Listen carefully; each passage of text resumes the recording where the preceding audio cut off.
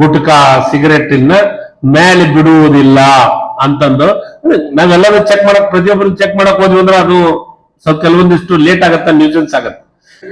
ಗುಟ್ಕಾ ಮತ್ತು ಸಿಗರೇಟ್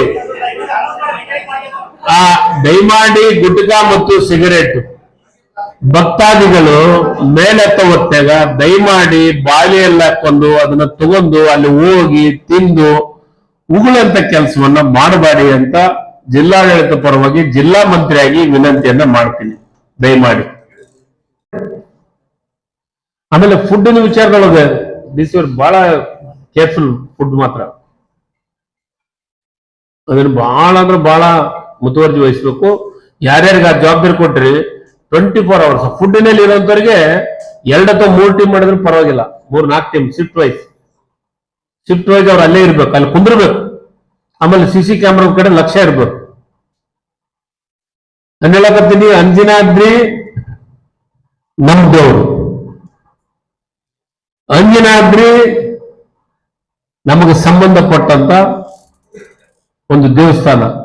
ಅದು ಯಾರೋ ಇದಕ್ಕನೋ ಯಾರೋ ಇದಕ್ಕನೋ ಮಾಡಿದಂಥದ್ದಲ್ಲ. ನಮ್ಮ ಊರಿಗೆ, ನಮ್ಮ ಜಿಲ್ಲೆಗೆ, ನಮ್ಮ ಸರ್ಕಾರಕ್ಕೆ ಬಹಳ ಪ್ರಾಮಾಣಿಕವಾಗಿ ನಮ್ಮ ಜವಾಬ್ದಾರಿಯಿಂದ ಕೆಲಸ ಮಾಡಬೇಕು.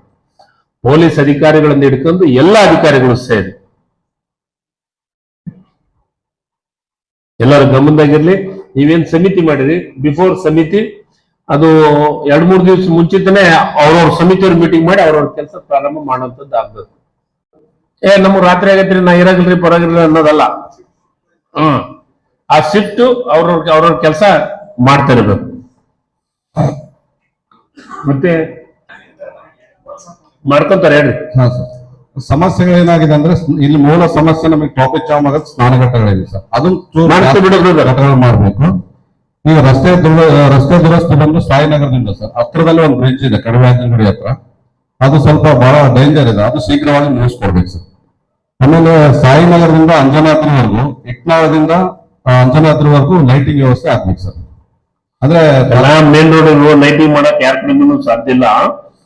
ಊರಿನ ವ್ಯವಸ್ಥೆ ಒಳಗ ಮೂರಿನ ಸುತ್ತಮುತ್ತ ಬರೋಂಥದಕ್ಕೆ ವ್ಯವಸ್ಥೆ ಮಾಡ್ಕೊಂಡು ಕೊಡ್ತಾರೆ, ಮಾಡಿಸ್ತಿದ್ದಾರೆ. ಸ್ವಲ್ಪ ಹಳ್ಳಿ ಬಿಟ್ಟು ಎಣ್ಣೆ ಮಾಡಿಸಿಲ್ಲ ಬಾರ್ಬೋದು, ನನ್ಗೆ ಗೊತ್ತಿಲ್ಲ.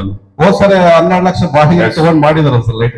ನಾವು ಲೈಟಿಂಗ್ ಗುಡ್ ಅನ್ನು ಬಹಳ ಚೆನ್ನಾಗಿ ಮಾಡ್ತೀವಿ, ಅಚ್ಚುಕಟ್ಟಾಗಿ ಮಾಡ್ತೀವಿ. ಆಮೇಲೆ ಸರ್ ಮಾಂಸಾಹಾರ ವಿಷಯಕ್ಕೆ ಸಂಬಂಧಪಟ್ಟಂಗೆ ನಿಷೇಧ ಹೇಳಿದ್ರು. ಪ್ರತಿ ಸಾರಿನೂ ಒಂದು 8 ದಿವಸ ಮುಂಚೆನೆ ಅದನ್ನ ಈ ಸರಿ 8 ದಿವಸ ಮಾಡಕ್ ಆಗಲ್ಲ, ಸುತ್ತ 2-3 ಕಿಲೋಮೀಟರ್ ಮಾಡ್ಬೇಕಲ್ಲ. 8 ದಿವಸ ನೀನ್ 8 ದಿವಸ 2 ದಿವಸ 3 ದಿವಸ ಮಾಡ್ತೀವಿ, ಬದುಕ್ಬೇಕಲ್ಲ ಅವರು ವ್ಯಾಪಾರಸ್ಥರು. ಅಲ್ಲ ಸರ್, ಹೋಟೆಲ್ ಊಟ ನಡೀತಾ ಇರುತ್ತೆ ಸ್ವಲ್ಪ